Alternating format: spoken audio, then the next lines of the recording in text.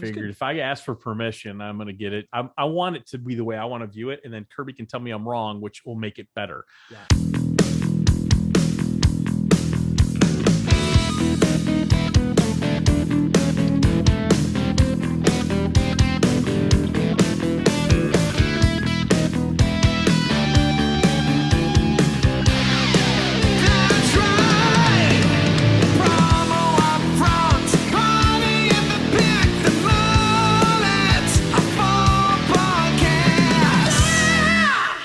Yabba dabba doo. It's time for episode number 54 of the Promo UPFront Podcast. I'm one of your hosts, Bill Petrie. With me, as always, let's call him the captain of the Counselor Awards, the one and only Kirby Hasseman. Kirby, how the heck are you today? Oh man, yabba dabba doo. I am doing well. I've come to look forward so much. Always the nicknames has been the big thing that I enjoy, but now it's like, how am I going to be greeted at the end of the Open? So I'm doing well. I'm just back from vacation, as we talked about on the podcast last week. I was out. It was one of those, you will appreciate this, Bill. It was one of those great vacations where I really enjoyed being on vacation, but I was really ready to be home when I was done. And I actually really like that because that means it's about the right time. You know what I mean? So yeah. How are you? That's awesome. I'm doing great. Thank you for asking. We're kind of in the wind down of summer over here as my kids go to college here in about 3 weeks. Wow. By the time this drops. So getting ready for that and getting ready to empty up this nest. And so I have a lot more time to, do things that I probably put off. One of those is honestly, it's checking emails. Right. But you know what, Kirby? If I got emails from Promo Pulse's AMP email service, I'd probably make that a priority to check. In fact, I would make it a priority to check. Would you like to know why, Kirby? Why, Bill? Thank you for asking. They're retail looking. They're so informative and they're so inviting to look at. And they're end user friendly emails that any distributor can just use 3 steps to send to their clients. Step 1, Kirby, just choose your suppliers. That's it. Choose your suppliers. Step 2, upload your list and your logo. Where are you sending them to? Get your logo up there. In step 3, you choose your sending frequency and then you set it and forget it. And then people like me who are seeking emails to open are just going to use their right pointer finger, their index finger, to click their mouse button to open up those emails. And you've had experience with it. Your clients are using their index finger all the time to open up your emails. Yeah, it was funny. As you record this, I don't always know who the sponsor is going to be as we start to record it. But it's funny. Our emails went out today. So I was on the road today and I found myself with information requests from clients. And so I was forwarding them to people who could handle them. So not only did it go out today, but immediately I saw results in leads. And that's the point of the exercise, right? Yeah, that's awesome. I think that's so great. And that's exactly what you want it to do. So if you're interested in being more like Kirby Hasseman, and gosh darn it, why wouldn't you want to be? Go ahead and head over to promopulse.io/AMP, AMP. Go ahead and get in the test of their AMP email service. You're not going to be sorry you did. And it's really going to help you grow your business dramatically. And maybe just as important, touch your customers on a consistent basis. Yeah.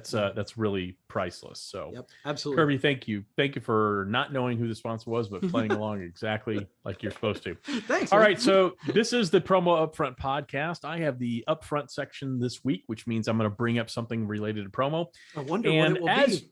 As you might guess, Kirby, the ASI, the Advertising Specialty Institute Counselor Awards, were announced late last week after we had recorded. Okay. And I thought it'd be interesting if we went over a couple of them and just kind of talked about it. So the first one was the one that got my attention. So I'm going to share some that got my attention. Mm-hmm.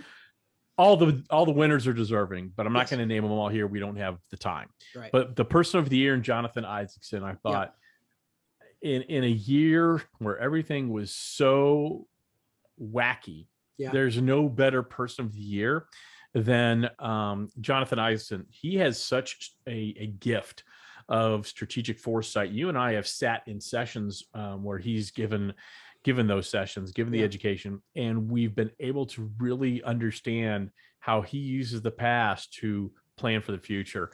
And I think that was a great Person of the Year. Yeah, I agree 100%. And I actually got a chance. It was the first time I'd had a chance to really interview him. I had him on DMJ this year.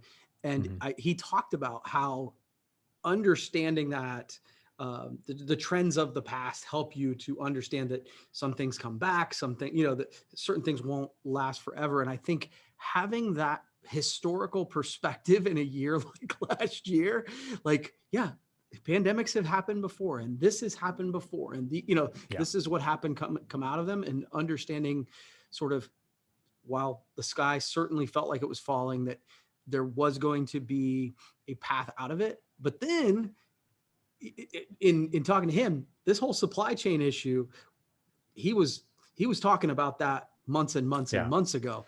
And I think having someone like that in a leadership position, and that is willing to provide guidance to the rest of the industry, is powerful. The industry's lucky to have a guy like Jonathan Isaacson, and the people at Gemline are really lucky to have a guy like Jonathan Isaacson. So really, really great choice. All right. The Supplier Entrepreneur of the Year, Chuck Hammond at Raining Rose. I think what Raining Rose has done is nothing short of incredible. They're a B company, so they are really mindful of the type of company that they are. They're a certified B organization, and I know you're a huge fan of Raining Rose. So I don't know Chuck as well as I'd like to, that's for sure. Yeah, and again, I don't know Chuck super well, but one of the things that you can always tell about a leader is it's kind of colored in the team that they have. And Raining Rose is one of those teams that I'm just like, I like all those people. They just seem like good humans.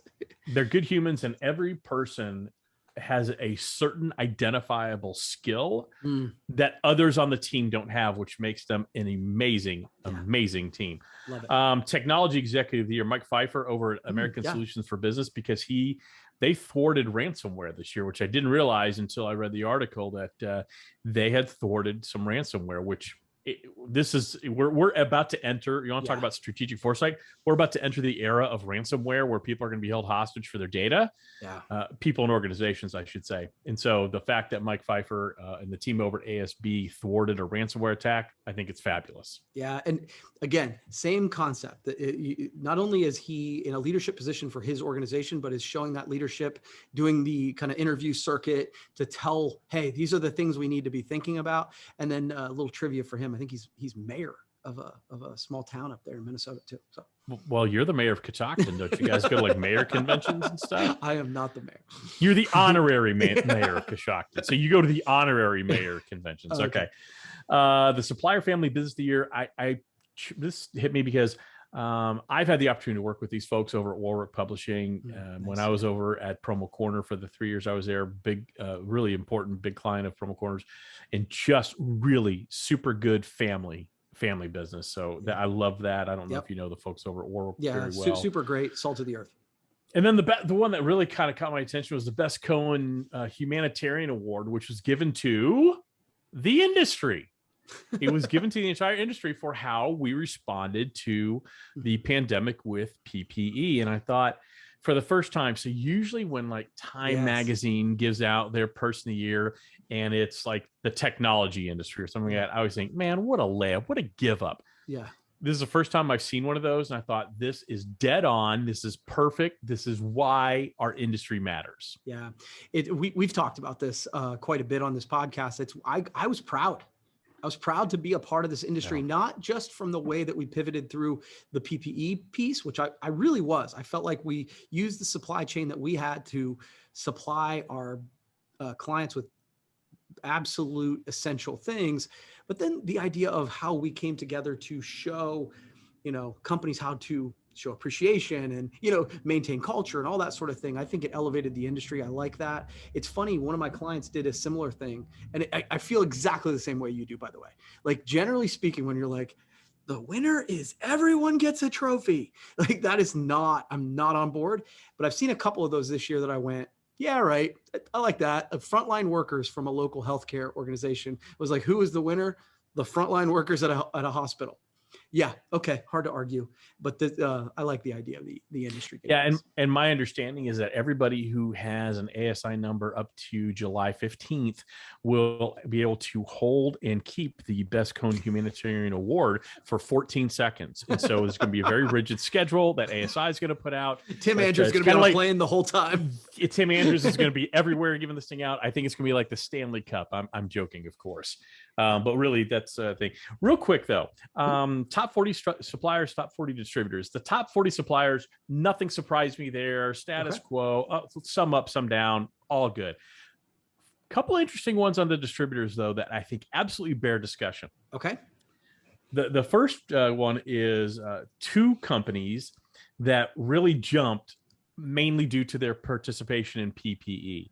Okay. Overture jumped from 26 to 18. Okay, that's a big jump. And then Bamco jumped from 19 to 11, and both of them credit their very quick pivot to PPE. And I thought that was very interesting. So what'll be equally as interesting in a year to see where both those companies are. Both really good companies, both super creative. I know people both. I know you do as well. But it'll be super interesting to see how that holds over is it a blip up, or can you maintain that type of trek? Well, one of the things that I said during this thing, and you've known through this whole thing, my whole philosophy was, we do branded merchandise. So as a team, we didn't run out and go, okay, we've got KN95s, right? We wanted to do branded things. Now, in the course of that, of course, clients came to us and said, hey, can you get us these masks? And we said, sure. It wasn't our main crux. It wasn't how we went to market, but it came. And one of my things to the team was, look, if we were marketing in a normal era, we would do things that would be lead magnets, that we would try to gain people as customers, get them in the door psychologically. Once they're customers, from their perspective, they're customers.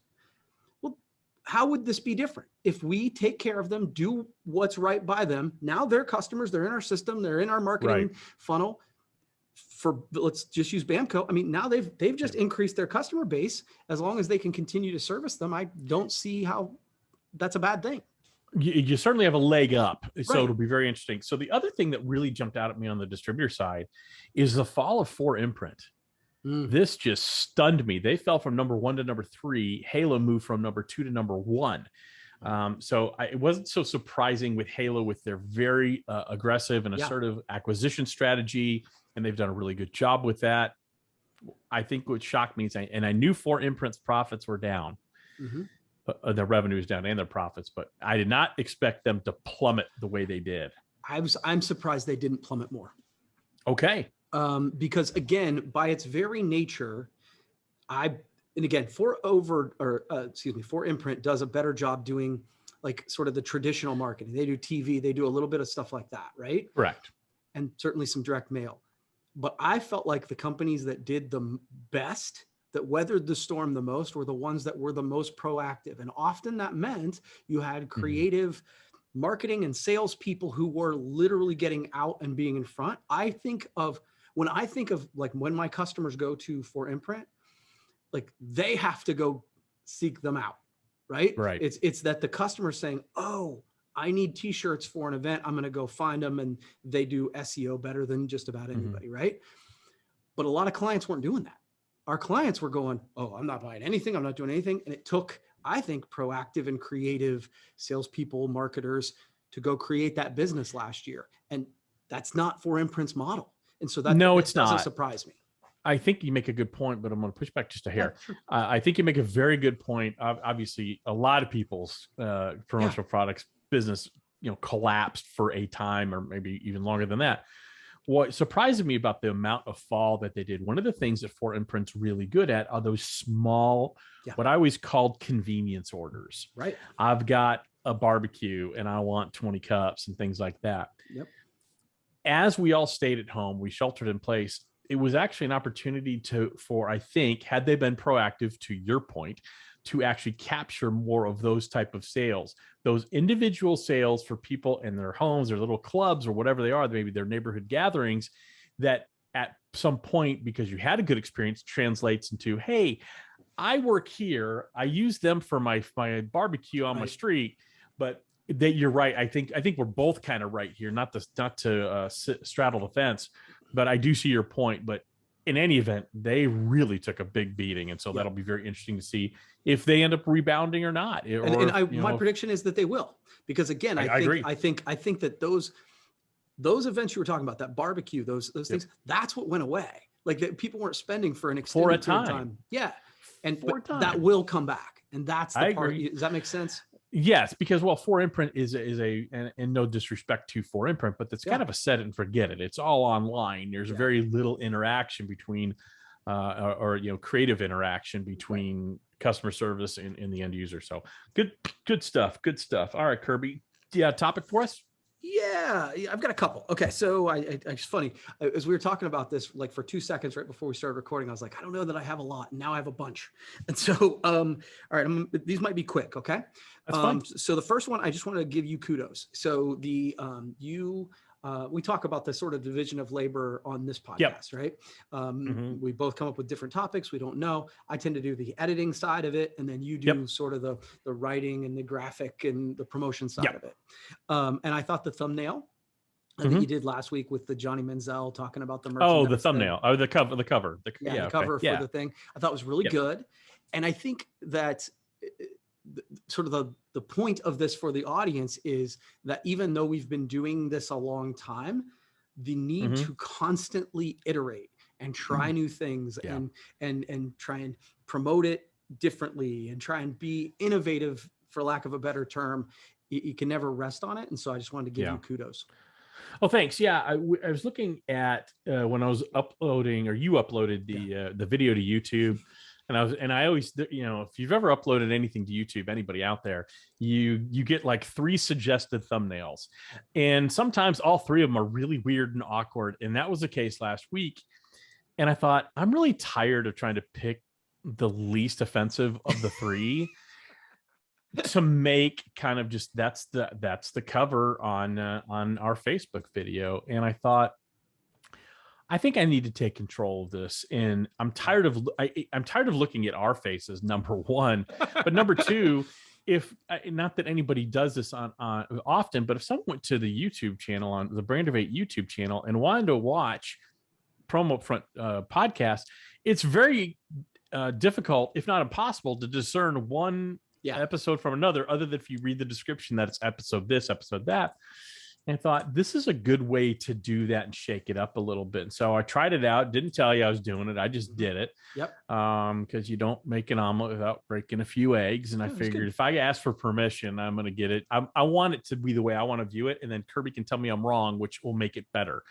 And we did talk a little bit about some things and just making sure the sizing's right and all that. But yeah, I just thought it was time to shake it up. I get tired. If I'm tired of looking at it, other people have got to be tired of looking at it. Yeah, and I think when you've done it for 50 some episodes, you've tried it that way. You've been consistent, whatever. And really, my thing about it is just regardless of what you're doing, whether it's content, whether it's sales, whether it be willing to try things that might not work in order to find something. Because we were talking about it, I'm doing the same thing with DMJ, just trying different ways to engage and create something that's interesting. And I think there's a lesson there. So that's all. Yeah, no, well, thank you. I appreciate that. All right. Good topic. You want to go another one? Or you want me to go? Yeah, I'll throw in another one. Okay. Then this one might be dig a little deeper. Okay. So I'm going to phrase the question and I'll kind of tell the story. Does a supplier have a responsibility to help elevate the branded merchandise? Okay. So I'll give you a quick example. And nobody's done anything wrong. You know me, I'm not going to mention the supplier or throw anybody under the bus.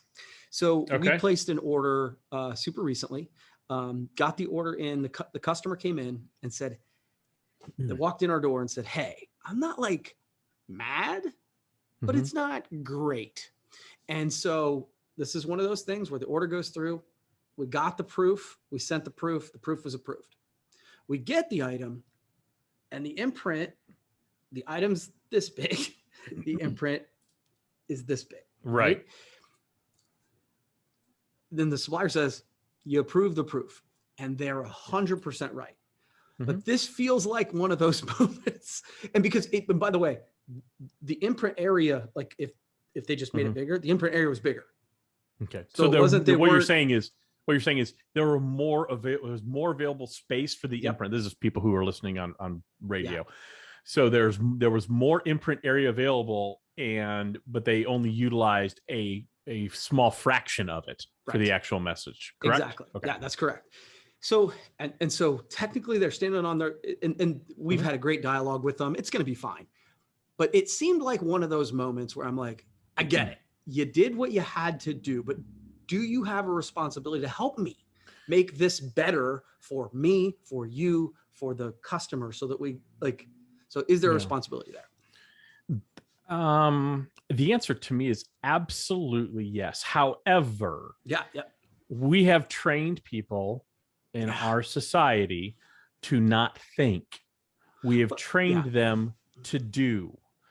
I have given this example before, and this is exactly what happened to you. Everything was done the way it was supposed to be done. Yes. Right. Yeah, and again, I got nothing to stand on. I really don't. That's why there's the letter of the law and the spirit of the law. Yes. So the letter of the law was followed. The spirit of the law was not, because someone should say, hey, this doesn't look right. Yeah, I think we need to do. Someone should have raised their hand and either come to you, maybe their supervisor, and said, I don't like the way this looks. Right. And the example I have in my life, this happened 3 years ago.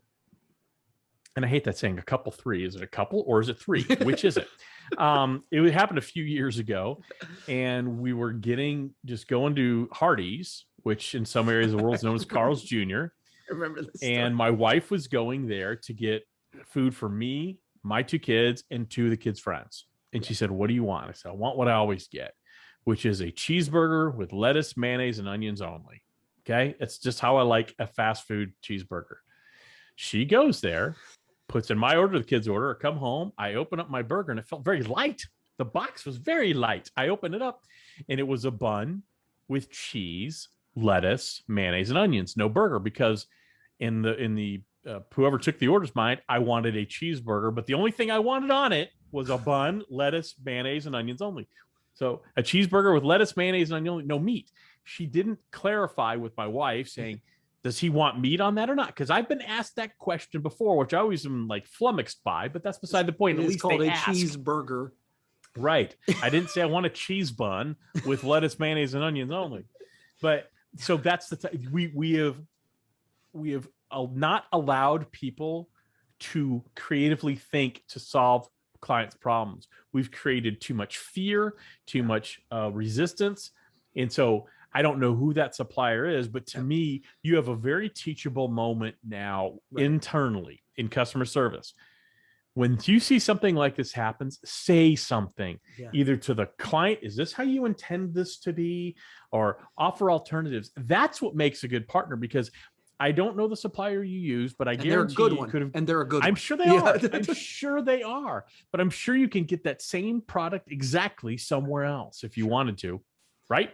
So these are the things that over time, maybe I ought to give someone else a try, because I'm busy here, and it would be nice if I felt like I had a partnership and not just an order taker on the other end. Right. It is a mutual thing. Yes, they follow the letter of the order. They didn't follow the spirit of the order. Kirby, my judgment has been rendered. What say you? No, I agree. I'm not upset and weird. And at the end of the day, part of it's on me. Because we could have done a better job of examining the proof, and again, it's a partnership. I was about to say, it's 100%. It's a word that's thrown out way too frequently with little meaning behind it, but it is a partnership. So yes, you bear responsibility into that, which is why you can't raise all manner of cane to the supplier and say, "But hey, you got to fix this." And I know you haven't. I absolutely have not.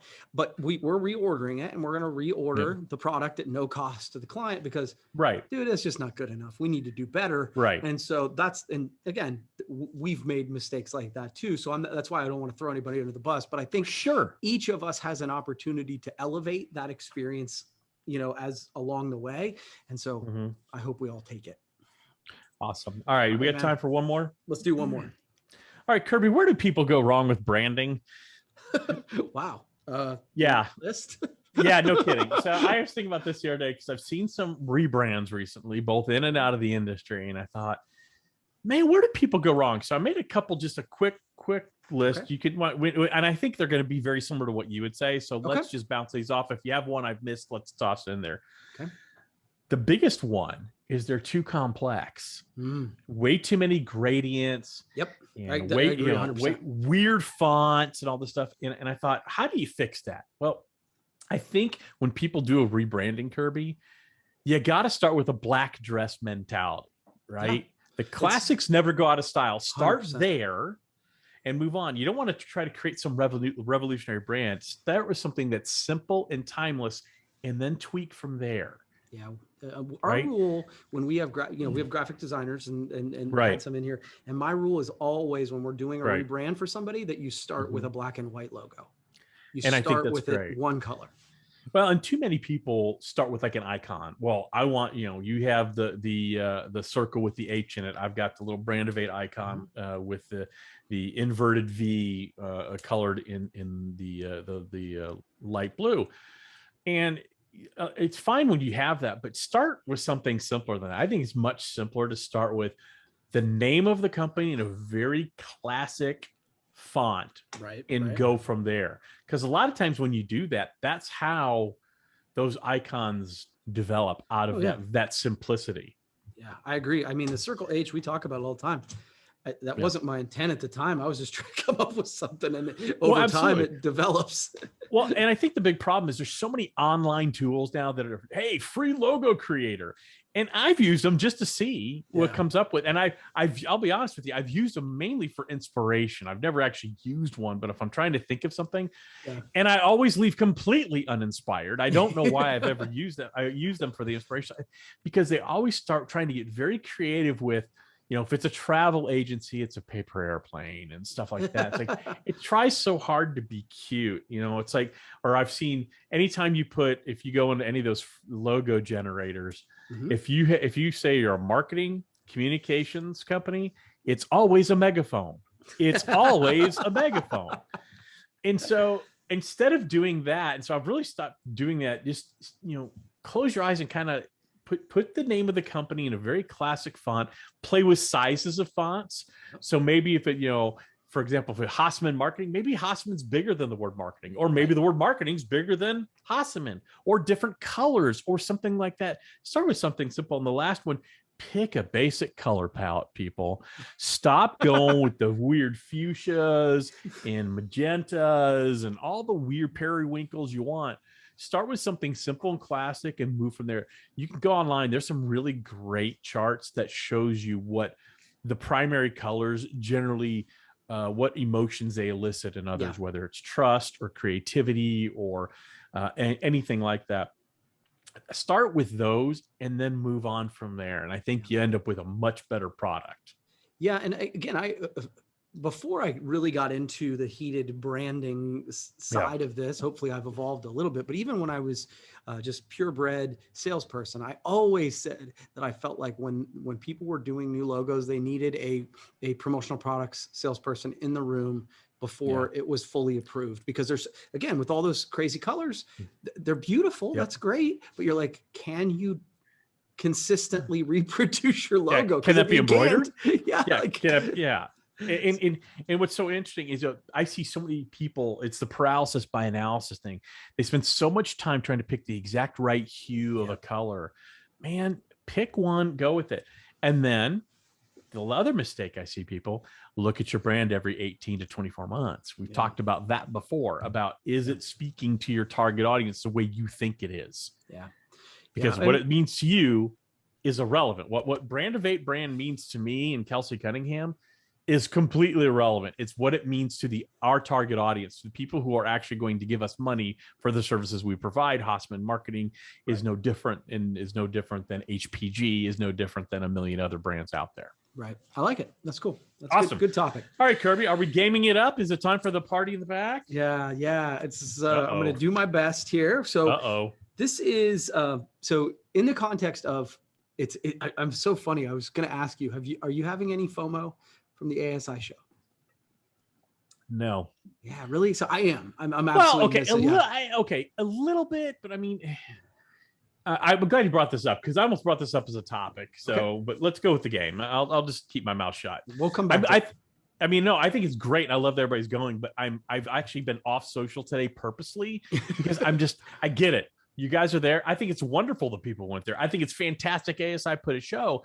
It's just, I don't need my nose shoved in it every time I turn around. So I have FOMO. I'd like to see some of my friends, but I've got so much to do here. Right. And with the kids going to college in 3 weeks, I'm glad I'm not there. It just didn't work out this week, unfortunately. Yeah, but no, that's fair. I'll be there soon. I'm going to rub your nose in it a little bit because excellent. Because essentially it was just the idea of a big in-person trade show. And so the game today is Would You Rather? Right? Okay. So if you are going to a trade show, okay, I'm going to give you either or a would you rather. Okay. All right. I'm ready to go, Kirby. Are there any wrong answers that I should watch out for? Not really on this one. No, I'm actually kind of curious to know on some of these. Okay. So if you are going to your next big trade show, would you rather go into like a beach or a beautiful location or like a city metro area? I'm going to go city metro area. I just love the energy of a city in a trade show environment. If it's a trade show on the beach, I'm going to want to be on the beach and I'm going to want to not be where I'm supposed to be. Whereas if I'm in a city, I can walk from my hotel generally to the trade show location and have the best of both worlds, as Van Halen might sing. Yeah, I actually agree with you on this. I love the beach, but I'm like, if I'm going to the beach, I just want to go to the beach. So I'm with you on that. Okay. So this is one that was really specific to you. So you're an American Airlines guy, right? I have been traditionally, yes, sir. Okay, so, and do they have an app? They do. Okay, so if you are traveling to your show, would you rather have the American Airlines app or Uber? Either or. Would you rather? I think Uber, just because I can get a paper boarding pass if I had to at the airport. Now, it would mean I couldn't sneak on board before my boarding group is easy because it's really easy when you have the app. You just kind of scan it as you walk by. You can be a group. I think these days I'm in group 4, but sometimes I go with group 2. Nobody asks a lot of questions because I need a place for my bag up in that storage bin, and I live in constant fear of not finding storage in the plane. Gotta have the Uber app. So okay, I was really actually curious about that one. So okay, you're traveling, you're in the airport, whatever, you got to eat. Would you rather Chipotle or Subway? No, my heart says Chipotle, but my hopefully shrinking gut says Subway. So let's go with Subway. Okay, all right, I like it. If you're going to this next one, would you rather everyone uses hand sanitizer or everyone wears a mask? Hand sanitizer. Love it. You have your Uber app. You just said that, right? So would you rather rent a car or take Uber? I'm going to say take Uber. Yeah, Uber. Yeah, Uber. I love the idea of the freedom of a rental car. I don't like the practicalities of it. Yep. Especially like in Vegas or in a large city, it's pain to find parking and things like that. Since I said I wanted to be in a city. Yeah, I'm 100% with you on this. Okay, so you're eating out at your trade show. Are you going healthy or are you going like not healthy? Let's call it. These days I'm going healthy. These days I am going healthy. Okay. If you are going, would you rather to go a day early or would you rather stay a day late? Go a day early. Yep. Love it. I actually know the answer to this, but just for the sake of the audience, would you rather you get your hotel room? Are you music or TV? All music, all the time. Never turn on the TV unless there's a game on. Don't even know it's there. Yep. I knew the answer, but you knew that. Yeah. Okay. Final question. You're doing great. Okay. All right. Just knowing you. Yes. Would you bracing rather for impact? Would you rather be forced to live with one pair of shoes or one pair of underwear?